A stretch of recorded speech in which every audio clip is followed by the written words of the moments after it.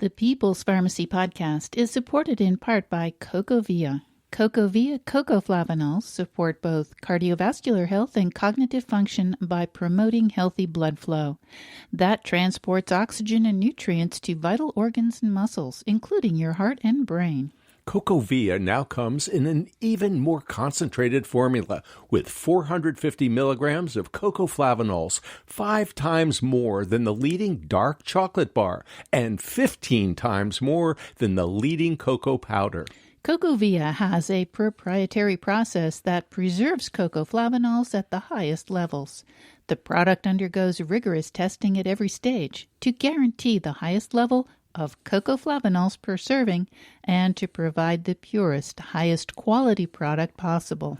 People's Pharmacy listeners can now try CocoVia for 25% off by using the code PEOPLES25 at cocovia.com.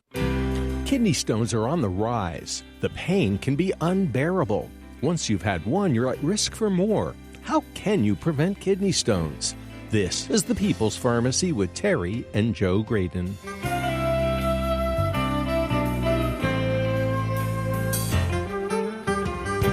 Millions of people develop kidney stones each year. What are they made of? A geologist will tell us how surprisingly similar kidney stones are to actual rocks that form in hot springs and coral skeletons in the ocean. They continually form, dissolve, and form again. A leading expert will tell us how kidney stones are treated and what you can do to prevent them. Hint, drink a lot of water. Coming up on the People's Pharmacy, what can you do to prevent kidney stones from forming and avoid a recurrence if you've had one? First, the news. In the People's Pharmacy Health Headlines, a trial of a highly anticipated coronavirus vaccine has hit a speed bump. One of the most promising COVID-19 vaccines is from the University of Oxford in collaboration with the pharmaceutical firm AstraZeneca. AZD1222 is in Phase 3 trials in both Great Britain and the United States. This vaccine is part of Operation Warp Speed. This week, however, the trial was put on hold while the company investigates a serious adverse reaction affecting one participant. AstraZeneca has stated that this review of safety data is a standard procedure when a participant experiences an unexpected complication. No one knows how long the company will take to complete its review or whether this pause will slow down the development of the AZD1222 vaccine. Flu season is right around the corner, and public health officials are concerned. They fear that influenza infections on top of COVID-19 could be a deadly combination. That's why they're urging people to get their flu shots early. There's a glimmer of good news, however. Australia, South Africa, and other countries in the Southern Hemisphere are just finishing the flu season. Unlike almost everything else in 2020, this year's influenza infections were surprisingly light. In August of 2019, Australian laboratories had verified more than 60,000 cases of influenza. By August of 2020, however, there were only just about 100. South Africa would normally have 1,000 laboratory-confirmed cases during their winter, but this year they had just 1.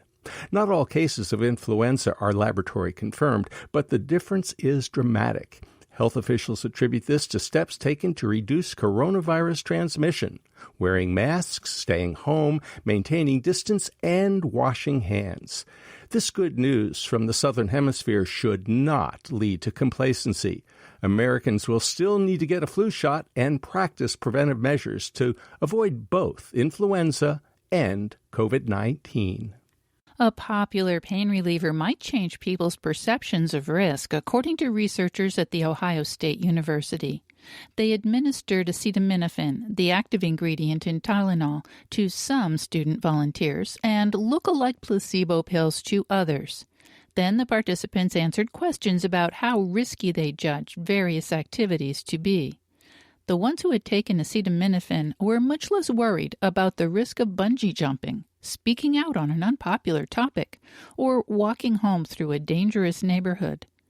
In another study involving 545 student volunteers, students played a game after taking placebo or acetaminophen. In it, they blew up a virtual balloon on a computer screen. Those who had taken Tylenol were more willing to keep going and risk breaking the balloon, thus losing their winnings, than those who had taken placebo.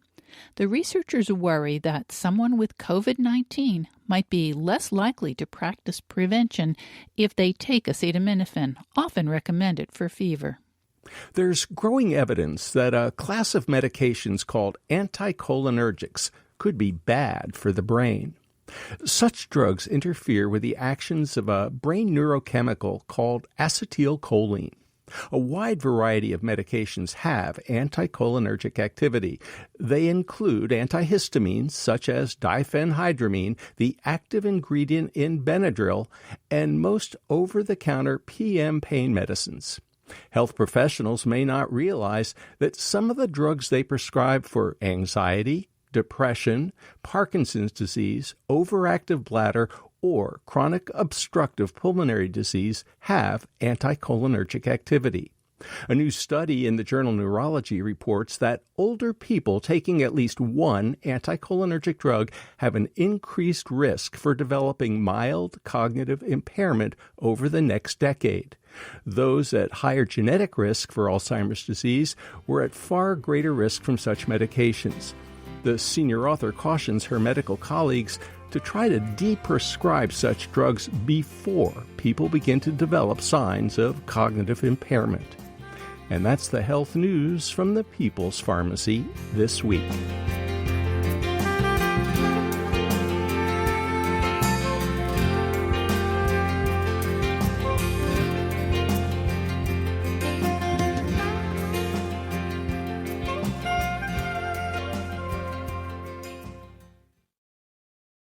Welcome to the People's Pharmacy. I'm Joe Graydon. And I'm Terry Graydon. An estimated 3 million Americans experience a kidney stone each year. The pain can be intense. That's why 500,000 people annually land in emergency departments with kidney stones. To find out what it's like to deal with kidney stones, we turn to Sue Wasilek. She works in student affairs at Duke University. Welcome to the People's Pharmacy, Sue. We understand you have some experience with kidney stones. Can you tell us what it feels like? Well, unfortunately, I do have some experience with kidney stones. What's interesting about my particular experience is that I didn't really have any significant pain until I was at the point of actually passing one of the stones. And what did it feel like then? It's excruciating. I've never had children. I've been told that that's what it feels like to give birth. It made me glad that I'd never had children. It's extremely painful, and I actually passed 3 stones in my life.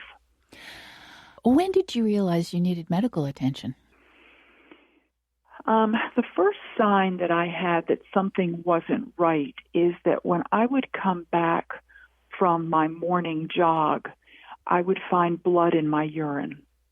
And this continued to happen on a recurring basis. But what was interesting is the blood never appeared in my urine unless it was after a run. And so, it seemed pretty clear to me that something was irritating something while I was running, and eventually I sought medical attention. I'd like to know a little more about the pain. Was it a burning pain, a sharp pain, a dull pain?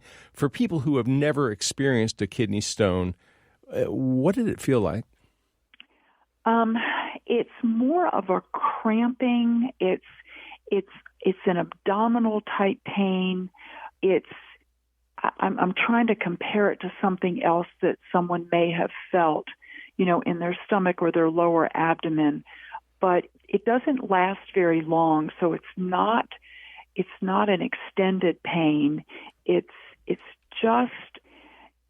almost the type of pain that comes from constipation, but much more severe.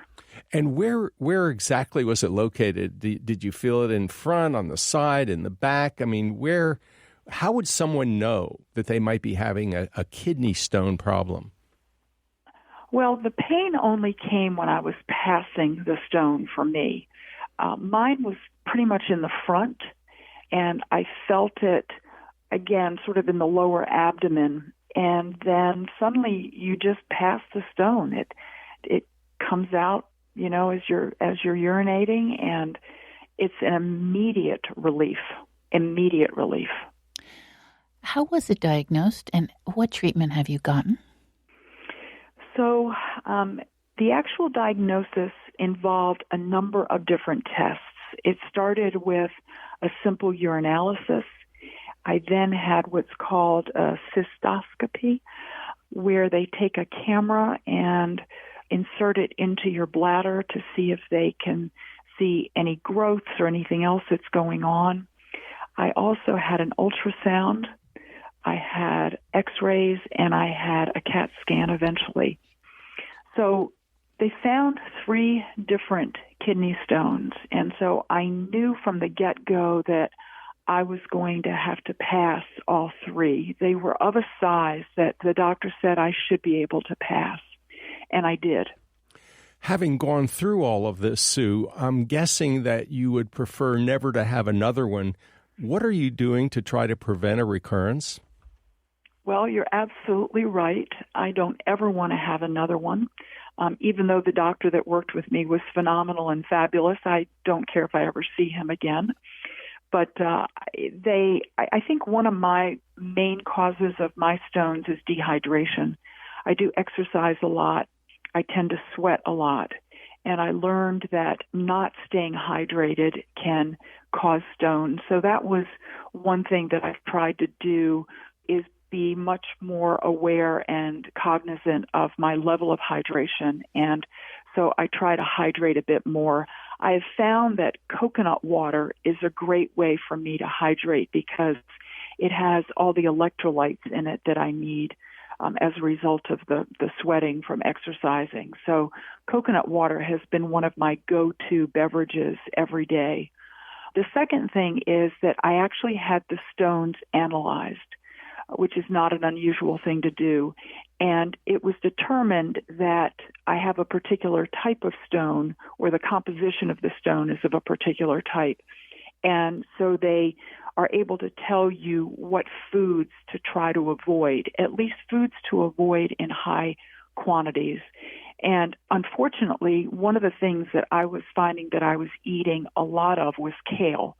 And kale is one food that actually contributes to my type of kidney stone. So I have been, again, very cautious about eating particular foods, especially in large quantities. There is a medication that was prescribed to me that I was to take 2 or 3 times a day before I ate, which would help me balance the acidity of my system so that I wouldn't produce stones any longer. And I chose not to take that medication. My hope was that with better hydration and with higher awareness to the foods that I was eating, that I wouldn't have to take the medication. And I haven't taken it. Sue, thank you so much for talking with us today on the People's Pharmacy. You are so welcome. You've been listening to Sue Wasilek, who works in student affairs at Duke University. To find out how kidney stones are diagnosed and treated, we turn now to Dr. Glenn Preminger, professor and chief of urology and director of the Duke Comprehensive Kidney Stone Center. Dr. Glenn Preminger, welcome to the People's Pharmacy. Thank you, Terry. It's a pleasure to be here. Dr. Preminger, we have talked to people who have experienced kidney stone pain, and they often say it's the worst pain I have ever had in my life. What's it like as a physician to deal with acute kidney stone pain? Well, what you're describing is what we term renal colic, and that's a condition where anytime there's an acute obstruction of the urinary tract, whether it's from a kidney stone that's fallen into the kidney tube or the ureter that causes acute obstruction of urine, that causes severe pain and you're exactly right. I have women who tell me that it's worse than childbirth, natural childbirth. And again, grown men can be brought to their knees. And so it's very important that we identify this, that we treat the patients immediately, usually with IV narcotics to get their pain under control. Recently, however, we found that ketorolac or nonsteroidal anti-inflammatories work quite well with acute kidney pain from obstructing stone. Dr. Preminger, I wonder if you can explain to us what is a kidney stone? How does it get started, and are they all the same? Well, kidney stones are actually very different, but similar in the fact that they're formed by concretions or the accumulation of crystals within the urine that come together to form a stone. There are various types of kidney stones. They can be composed of calcium or non-calcium substances such as uric acid or struvite, or they can be caused by excessive amount of medication sometimes can cause kidney stones. Like which ones? Well, we've seen stones from patients that have been on indinavir, quite uncommon now because people are aware of this. But the non-calcium stones are composed usually of uric acid or cysteine. Cysteine is a genetic problem where cysteine levels will build up within the urine and come together to form crystals and subsequently a stone or uric acid. But 80% of patients will make calcium oxalate stones. How do you diagnose a kidney stone, and what would be symptoms that should lead someone to request some kind of diagnostic procedure? Well, sometimes it's difficult to put a finger on exactly what's causing your pain. The best way to make the diagnosis of a stone would be to have some type of an imaging study. Normally, in most emergency departments across the United States, a non-contrasted or what we call a stone protocol CT, which is a low-dose CT scan, is very efficient and effective in its ability to diagnose stones as a cause of pain, but sometimes it could be something like an aortic aneurysm or even a ruptured appendix can give you very similar types of flank or abdominal discomfort. So in most cases, the patient that presents to their either family physician or to the emergency department will get a non-contrasted CT.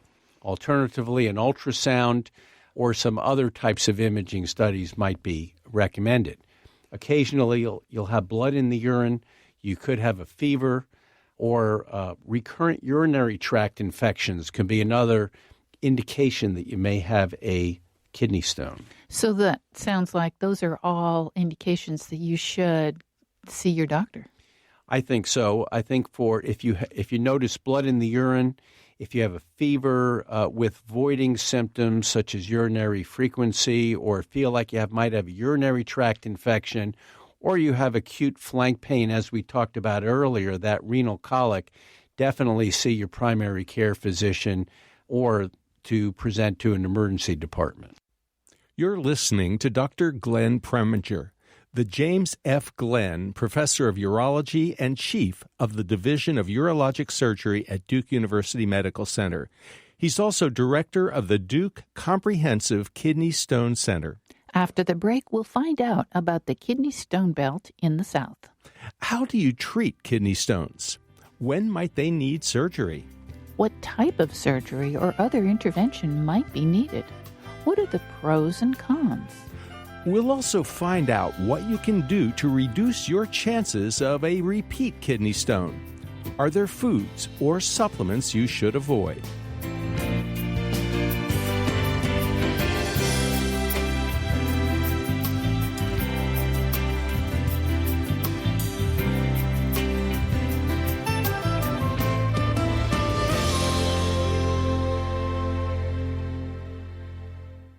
You're listening to the People's Pharmacy with Joe and Terry Graydon.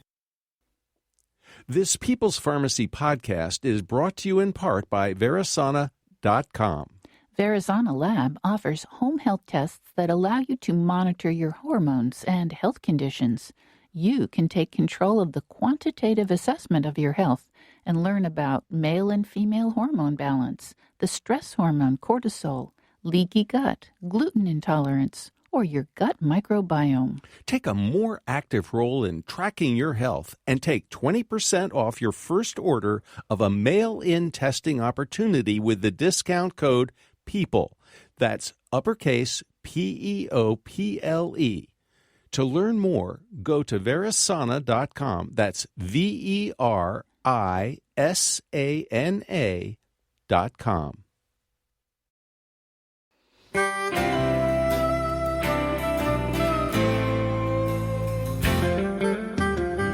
Welcome back to the People's Pharmacy. I'm Joe Graydon. And I'm Terry Graydon. If you'd like to purchase a CD of this show, you can call 800-732-2334. It's show number 1148. Or you can find it at our website, peoplespharmacy.com.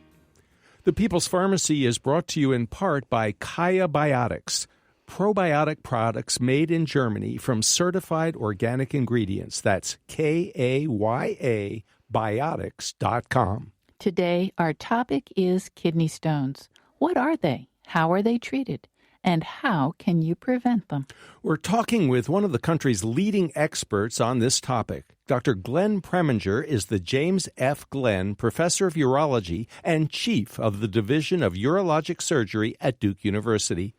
He's also director of the Duke Comprehensive Kidney Stone Center. Dr. Preminger, we sometimes hear that in North Carolina and almost throughout the Southeast, we're in the kidney stone belt. What is the kidney stone belt and why?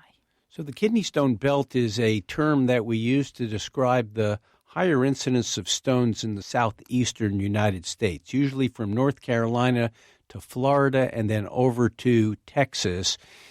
That part of the United States has a much higher incidence of kidney stones. It's been thought for many years that maybe this was diet-related. Could it be an iced tea belt? Exactly, that people would say, well, it's the high oxalate in iced tea, or maybe it's dehydration from the humidity and the heat. In fact, though, we've done studies where we collected 24-hour urine tests from individuals from all across the United States and have never been able to document that people in the Southeast have a higher incidence of high oxalate in the urine or low urine volume, which are two of the parameters that we use to make the diagnosis of the etiology of kidney stones. So although, yes, the incidence of stones is higher in the Southeast, we still don't know the exact reason. How are kidney stones treated today? You know, we've heard that, well, some people will pass their stone. Other people have to have surgery. And then there's something called lithotripsy. Give us a sense of what, when, where, and why. Surely.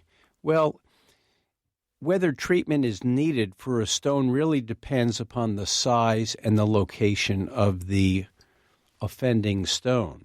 If it's a small stone that's in the ureter, in the kidney tube, many times we can treat that patient with what we call medical expulsive therapy. And this is a treatment regimen that uses a medication called tamsulosin. It's an alpha blocker.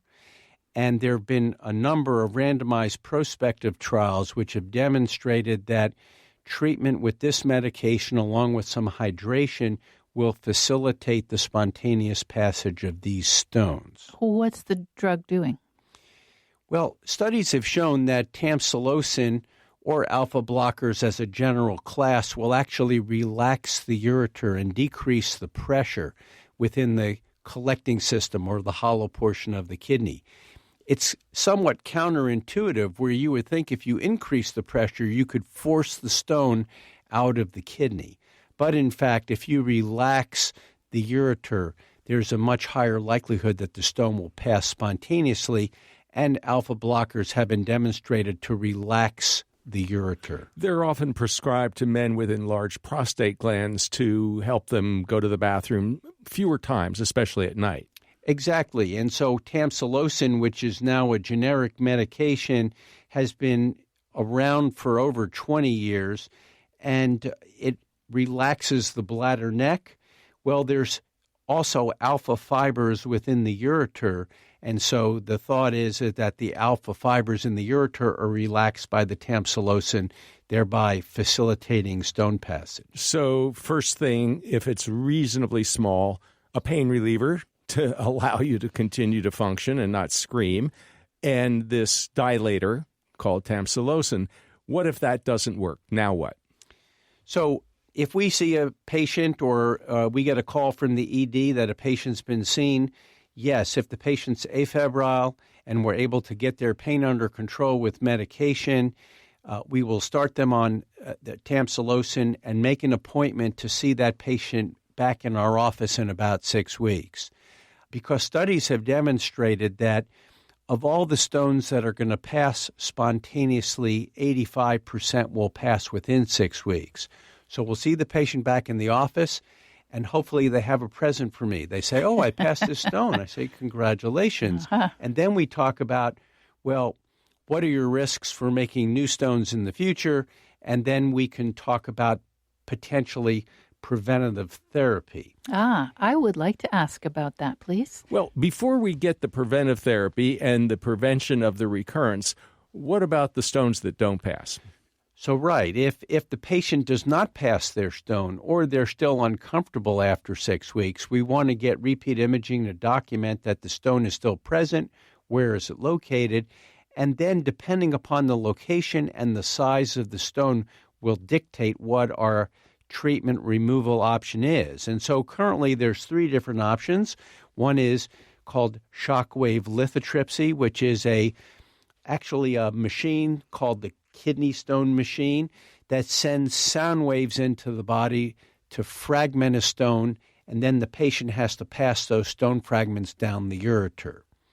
There's another procedure called ureteroscopy, which is a very small either rigid or flexible telescope that we can pass through the bladder, up the ureter, up the kidney tube, and potentially into the kidney if need be. And using a very small laser fiber, we can fragment stones and remove them with small little baskets.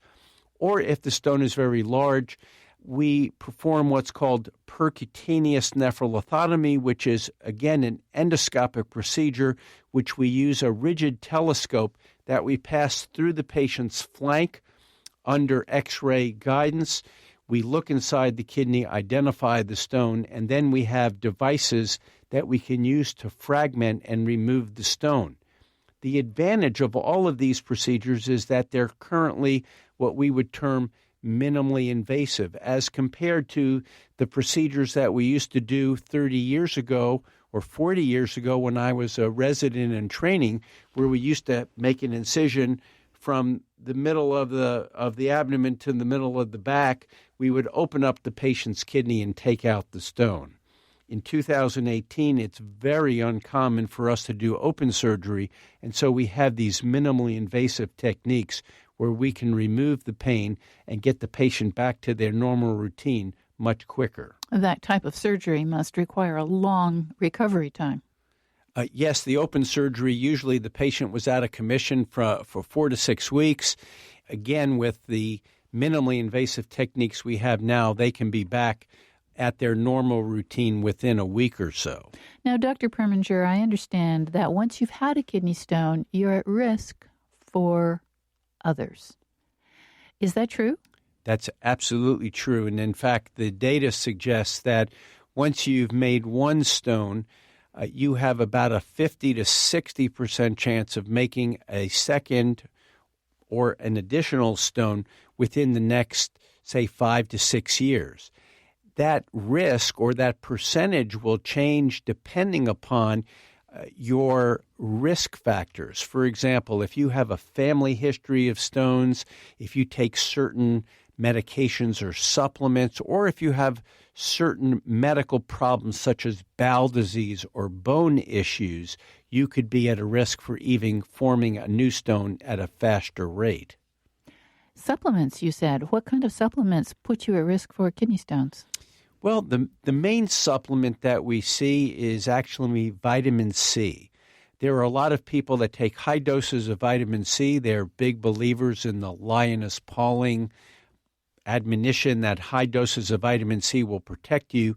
The problem is that high doses of vitamin C, usually more than 3,000 milligrams of vitamin C per day, the vitamin C gets converted into oxalate, and then high oxalate levels in the urine can lead to an increased risk for kidney stones. So anyone who's ever had a kidney stone wants to prevent another one. What are the strategies? So the strategies are, at least for the patients that I see, we offer them two different options. One option is we can just talk about conservative measures of increasing their fluid intake, so we increase their urine volume, and we moderate their intake of certain foods, such as calcium or oxalate, foods that contain large amounts of calcium or oxalate. Such as? Calcium would be dairy products, obviously, and then high oxalate-containing foods, the big three being spinach, tea, iced tea or hot tea, and nuts, with spinach being by far the highest offender of having large levels of oxalate. So that might be one option where if they increase their fluid so they're making a minimum of 3 liters of urine per day. And that means drinking 3 liters? Actually drinking more like 4 liters a day to make 3 liters. So we ask our patients to drink 100 ounces a day. And if they can do that, they usually make somewhere in the order of 2,500 to 3,000 cc's of urine per day. Moderate their intake of dairy products, salty foods, and high oxalate-containing foods. And in most people, if they're able to follow those recommendations, we can reduce their risk of recurrent stones by about 40 to 50%. Alternatively, we do what we call a comprehensive metabolic evaluation, where we have the patient collect 2 24-hour urine samples, all the urine that they make over 24 hours on 2 consecutive days, and we analyze the urine for the various stone-forming risk factors. Based on that information, we can identify the specific problems that cause our patients' kidney stones, and we correct those issues with either diet or fluids, and in many cases medication. And if we're able to correct those problems, we can reduce their risk of recurrent stones by more like 90 to 95%. Wow, that's impressive. What about lemonade? We've been told that lemonade might have some benefit. And what drugs can you add to that? You mentioned there are some treatment options. Well, the choice of medication, or lemonade for that matter, really depends on, again, what we find with our metabolic evaluation. For patients that have high calcium levels in the urine, we would prescribe a diuretic, what's called a thiazide diuretic. It's actually a fluid pill that helps most people get rid of excess fluid in the body, but we're using it for one of its secondary actions, which is high calcium in the urine. And diuretics have been demonstrated to get rid of excess calcium or lower the calcium levels in the urine. Citrate, or low urinary citrate, is another one of probably the second most common risk factor. And there's where lemonade might be helpful, because we and others have done studies to demonstrate that lemon juice contains a fair amount of citrate. And by drinking about 4 ounces of lemon juice per day, we've demonstrated that you can raise the urinary citrate levels. Alternatively, there are other medications such as allopurinol or others that we can use, depending, again, upon the patient's underlying metabolic abnormalities. So allopurinol, that's a medication that's often used to treat people with gout, and it lowers uric acid. Is that what it's doing for the person who makes kidney stones? We use it in patients that have calcium oxalate stones caused by high uric acid levels. And so what we're trying to do is lower the uric acid levels in the urine. Exactly right. Are there conditions or disorders that are preludes, basically, to people making kidney stones? In other words, is the kidney stone sometimes a symptom not just of a problem in the kidney, but a more comprehensive problem? Well, some people that have bowel issues, they've had previous bowel surgery, or they have inflammatory bowel disease like ulcerative colitis or Crohn's disease, these people oftentimes have malabsorption and they have chronic diarrhea. That can be a setup for kidney stones where they get dehydrated, they're losing fluid with their diarrhea. They're also losing alkali and they become acidotic and can form kidney stones. In addition, patients with chronic bone issues like osteoporosis or osteopenia can also be at risk for kidney stones. Dr. Preminger, what does your crystal ball tell you about the future? Are there ways to dissolve kidney stones? Are there any new medical treatments that might be able to prevent kidney stones in people who are at high risk? Well, my crystal ball tells me a couple things. First, is that the incidence of kidney stones has increased dramatically over the last 30 years. Any idea why? It's probably due to diet and obesity in the Western population, if you will. A high acid ash diet or a diet that's high in animal protein, or patients who are overweight are at a significantly higher risk of kidney stones. And that's the reason that we see that kidney stone disease is actually becoming more prevalent, not only in the U.S., but in other parts of the world. For example, 50 years ago in Japan, kidney stone disease was not a significant problem, but now with the more of a Western diet in Japanese culture, their incidence of stones is almost as high as ours in the U.S.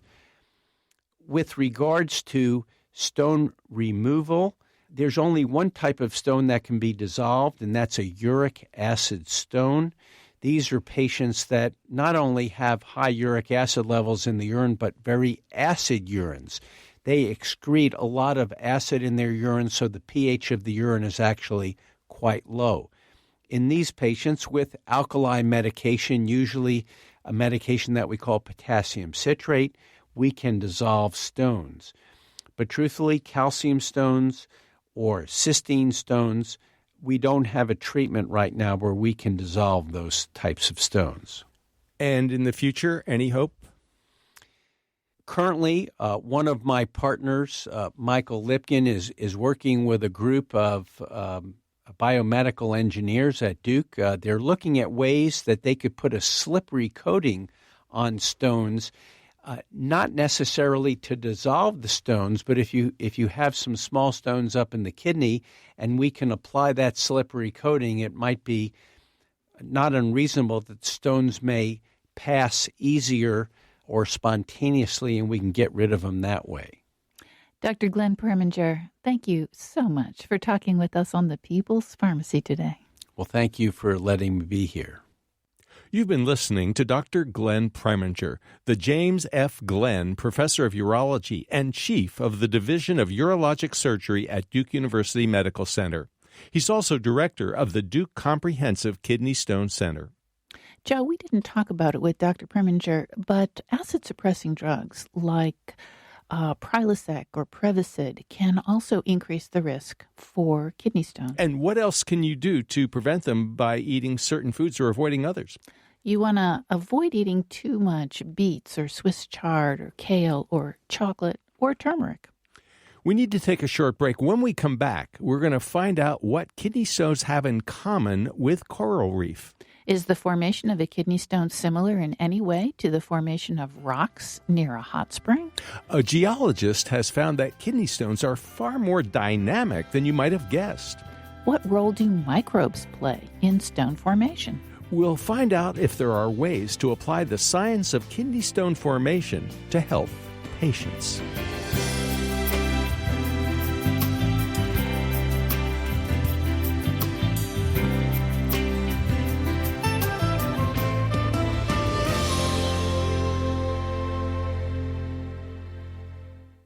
You're listening to The People's Pharmacy with Joe and Terry Graydon.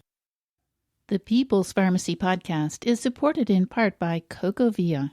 Cocovia cocoflavanols support both cardiovascular health and cognitive function by promoting healthy blood flow. That transports oxygen and nutrients to vital organs and muscles, including your heart and brain. Cocovia now comes in an even more concentrated formula with 450 milligrams of cocoflavanols, 5 times more than the leading dark chocolate bar and 15 times more than the leading cocoa powder. Cocovia has a proprietary process that preserves cocoflavanols at the highest levels. The product undergoes rigorous testing at every stage to guarantee the highest level of cocoflavanols per serving and to provide the purest, highest quality product possible. People's Pharmacy listeners can now try Cocovia for 25% off by using the code PEOPLES25 at cocovia.com.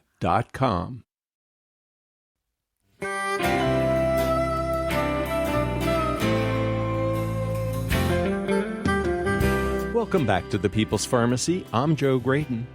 And I'm Terry Graydon. If you'd like to purchase a CD of this show, you can call 800-732-2334. It's show number 1148.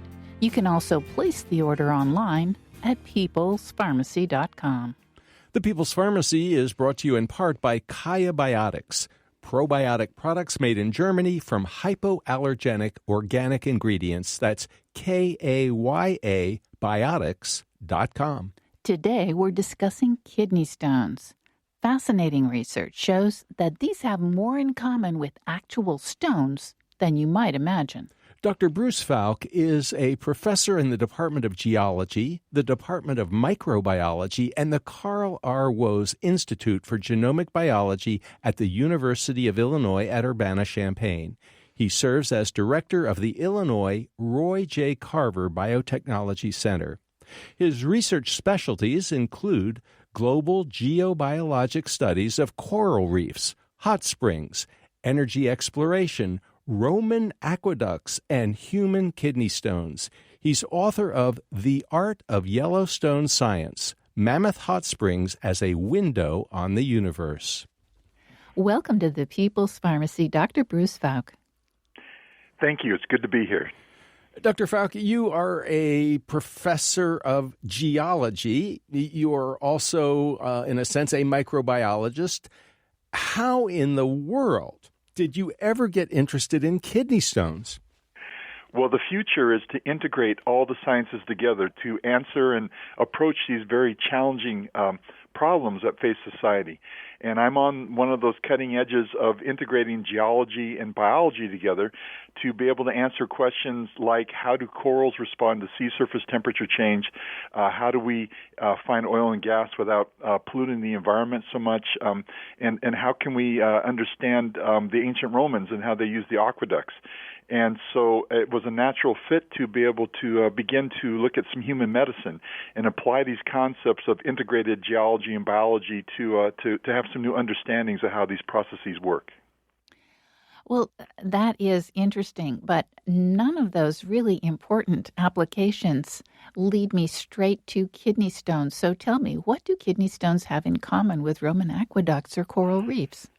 Well, it turns out that as life has evolved on planet Earth for approximately the last 4 billion years, there's always been a need for life to be able to tackle the problem of how does it deal with temperature, salinity, acidity, flow, the different conditions of the environment in which it lives. And one of those solutions has always required that life has been able to harness the idea that minerals grow and crystallize out of water.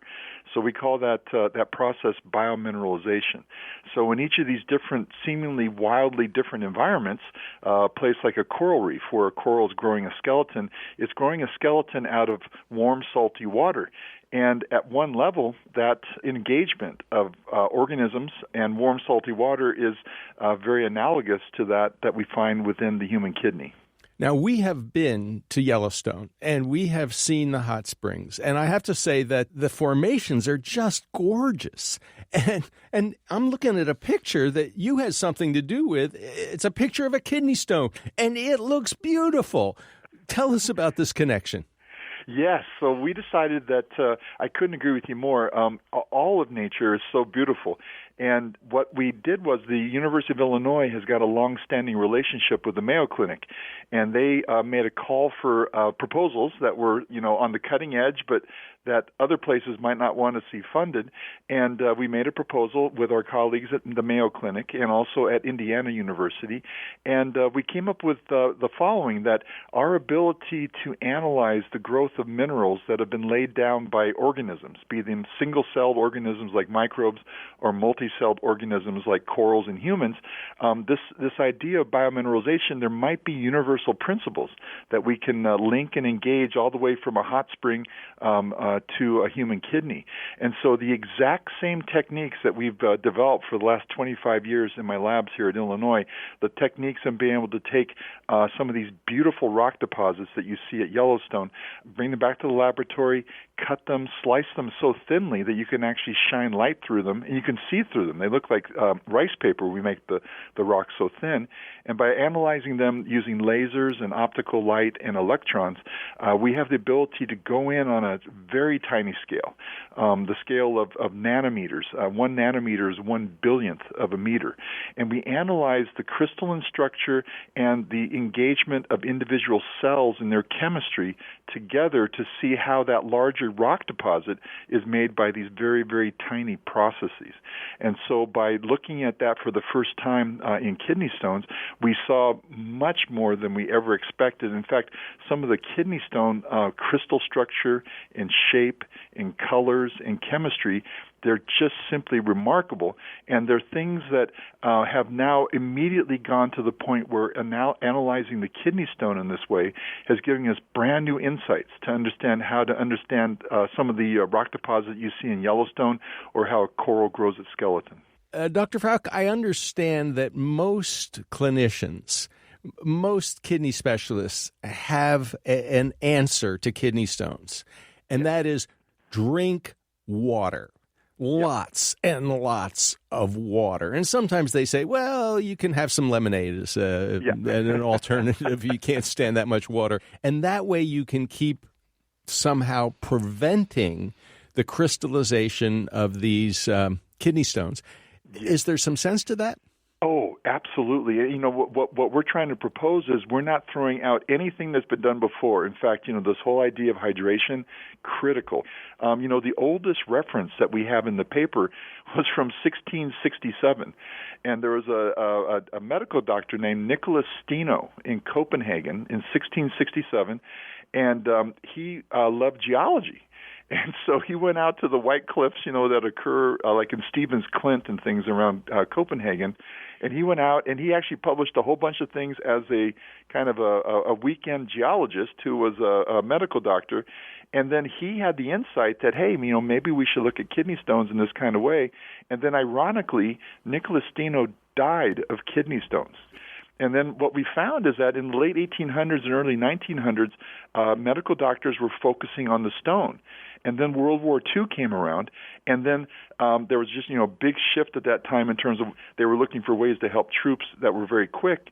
Well, then after World War II, all the emphasis went to urine chemistry.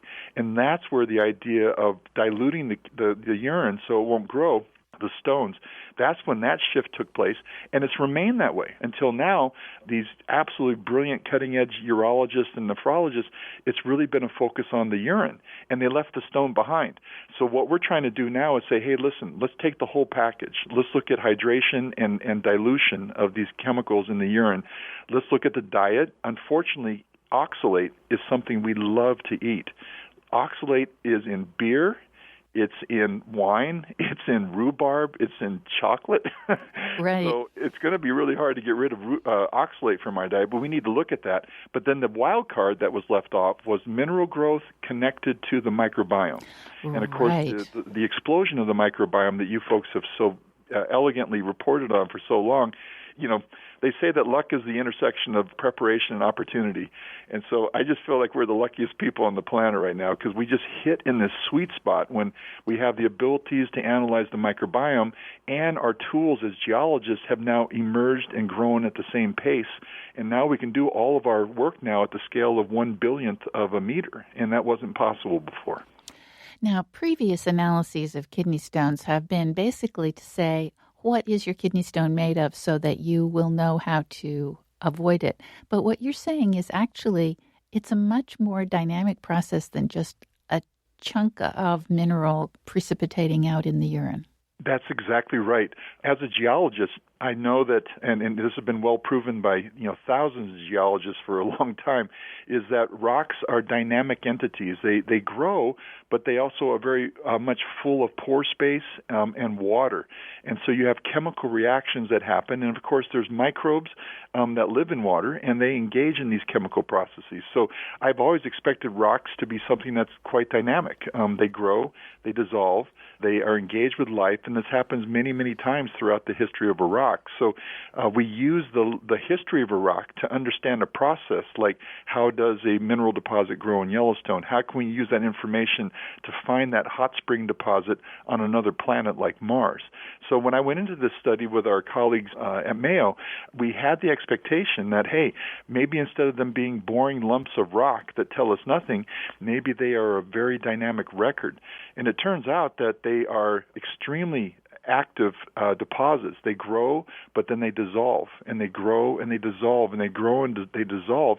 And this is from the interaction of urine, microbes, chemicals from the human kidney, and then the actual rock minerals that are growing. And in this case, we looked at calcium oxalates. This is the most abundant type of kidney stone that forms in humans on current planet Earth. So we chose the one that has the most reach and application to people around the world. And instead of them being a static entity that just forms and then we need to go in and break it up or take it out, it actually is an entity that grows and dissolves, and it interacts with the life forms called the microbes and the microbiome that live in the human kidney as well as the kidney itself. It turns out that kidney stones are a natural tape recorder of the highest frequency physiological dynamics that occur within the human kidney.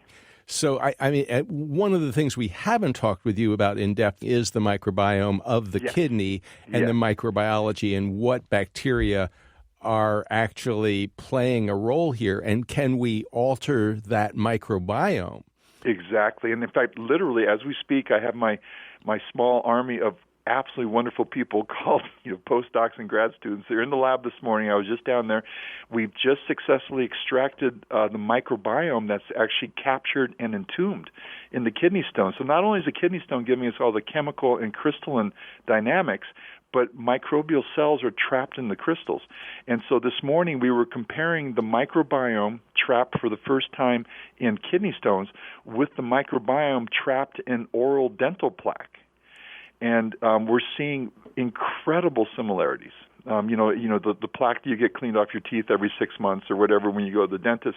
We've also been comparing that, and it turns out that we now have a suite of about 4 or 5 microbes and, remarkably, fungus. There are fungi that are actually, again, the microbes and the fungi, these are not the ones that are pathogens at all. These are just part of the healthy microbiome. And so we're seeing, when we went into it, our original hypothesis was, because I'm a geologist and I don't know any better, I just said, food and water in through mouth, in through body, out through kidney and processing. At some level, just from my work in Yellowstone, when the water comes out of the vents and flows down, the microbes of the vent have some similarity to the microbes that are down in the cooler parts of the spring systems.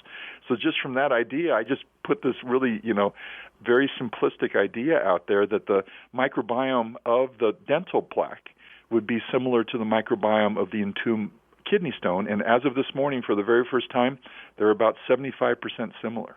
It's just remarkable. And some of those microbes we're finding are actually the same exact organisms that we've found in our work in the Great Barrier Reef on corals. They're the same ones living in the hot springs of Yellowstone, and they're the same ones that are living in the deep subsurface of oil fields. So this kind of unifying, I'm calling this universal biomineralization. And these processes occur, it doesn't matter if you're inside the kidney or if you're in a hot spring in Yellowstone. It's still water, microbes, multicellular organisms, and the secret ingredient that was also left off was the growth of the minerals. Well, of course, the holy grail of all of this for the patient, of course, who is susceptible to kidney stones is, okay, Dr. Falk, now that you, as a geologist, have figured all this out, you know that there are bacteria, there are microbes in the kidney that are participating in this process, and calcium and oxalate and all these other minerals. How can we prevent them from creating stones that are going to hurt like heck when they pass? Or perhaps you mentioned that these stones dissolve and then grow and dissolve and grow. How can we get a little more emphasis on the dissolve phase so that they don't get big enough to make a problem? Exactly. Your insights are perfect. So this is where the analogy and the comparison with coral reefs, hot springs, the deep subsurface, deep ocean vents, these are the kind of processes that happen all the time. Microbes engage with the water. They engage and actually sometimes control the growth of the minerals. So we've run controlled experiments in a place like Mammoth Hot Springs, and working closely with the rangers with permits, we've been able to run controlled experiments there and prove that the microbes actually can create proteins that cause the minerals to grow faster.